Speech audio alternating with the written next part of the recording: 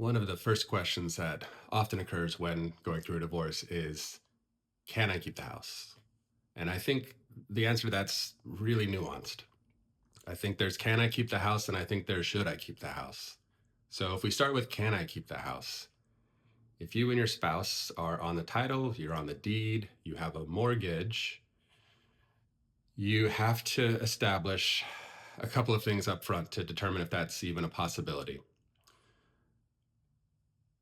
You have to be able to requalify for the mortgage without your spouse on it, and you would have to refinance at whatever the prevailing rates are, and that will determine what your monthly amount for the mortgage is. And this may now make it less affordable or unaffordable than it may have been before. Now, there are ways around that, especially if you're working through mediation. There are ways to be able to keep the house if that's important to you.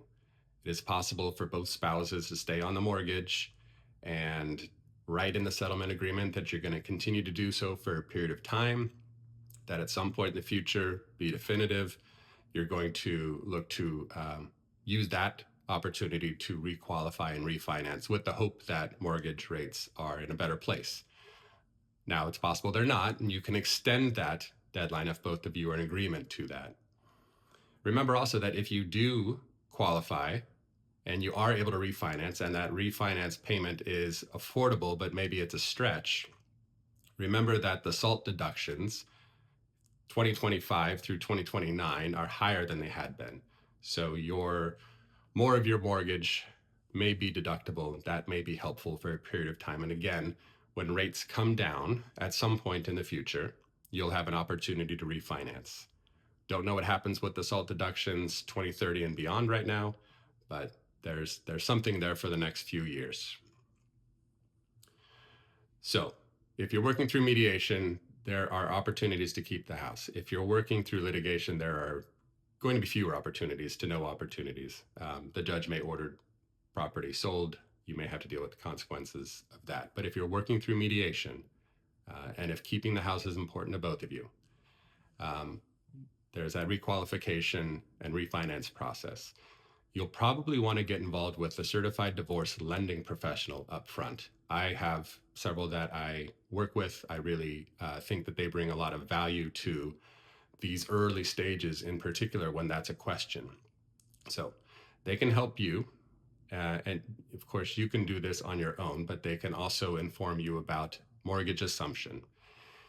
You can call your lender and ask if the mortgage is assumable. And what that can mean, it's a little bit different, it seems, from lender to lender, is that you could theoretically stay on the mortgage, have your spouse removed. For some mortgage providers, that's going to require a requalification. It may require some refinancing as well, but they may be able to keep the mortgage terms as they are. So your spouse can come off the mortgage, you can have them removed from the deed, and the home is now yours. And the terms are either the same because the mortgage was assumed, or they're new because you requalified, refinanced, and made the determination ahead of time that that was going to be affordable. So if it's affordable long-term for you, great. If it's affordable for a period of time, you want to be really set in your mind of how long am I staying in this house for? Is this for a period of time while the kids, for instance, are finishing high school before they head off to college? What do I really want to do with the home? Is it a forever home? Is it a period of time?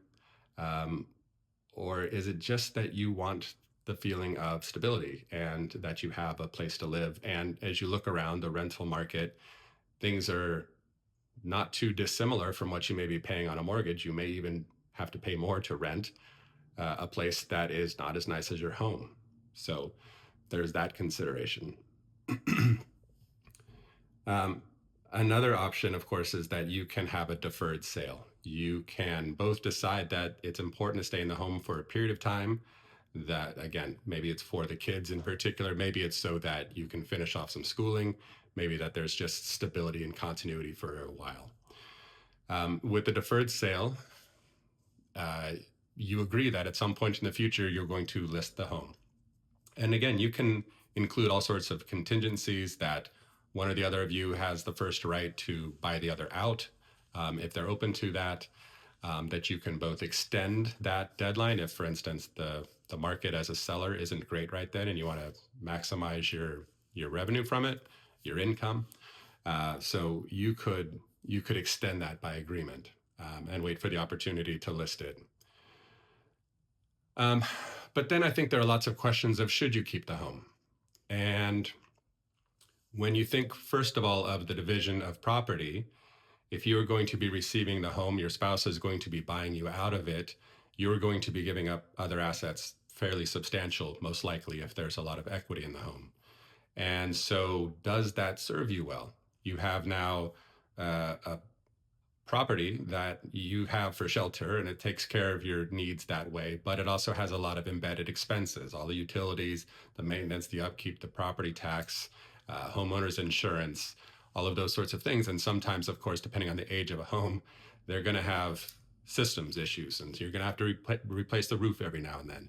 Um, you're going to have a pipe burst or something like that, and do you have the funds to take care of that when that emergency occurs? So thinking through what your liquidity is, what your tolerance for being a homeowner really means, and having the responsibilities for yourself. You want to find a plumber that you like, an electrician, all of those sorts of things, because they might be out there to visit periodically.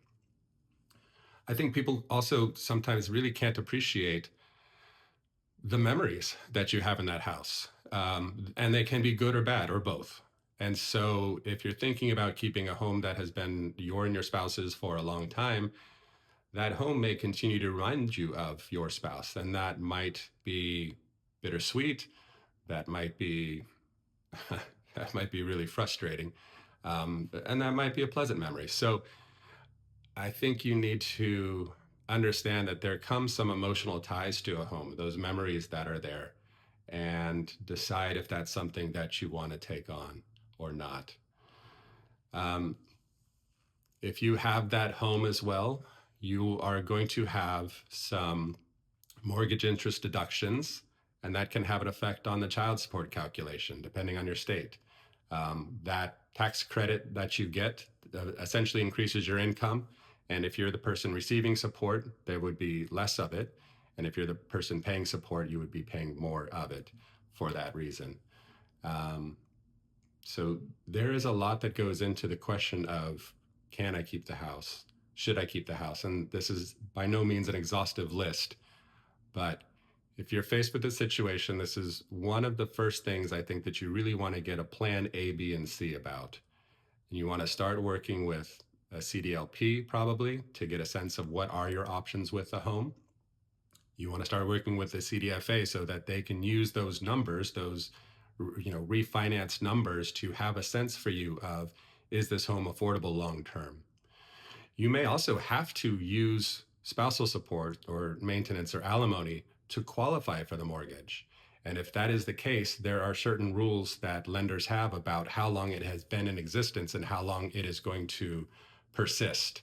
So your alimony, spousal support, spousal maintenance agreements may have a lot to do with your ability to stay in the home. And again, if it's important for both of you, for whatever reason, that you stay in the home and you're working through mediation, you can almost assuredly find a way to make it work. If it's not important to both of you and you're requiring your spouse's cooperation and they're unwilling to give it, you may have fewer options. And if you're working through litigation, it's pretty much you can buy your spouse out, you can be bought out, you can sell the property and split the sales proceeds. There isn't going to be a lot of flexibility. You're not going to have options of staying on the mortgage for a period of time. All of those sorts of things are mediation opportunities that just aren't there with litigation. So your process forward is going to have a lot to do with it. Think about, can you be in the house?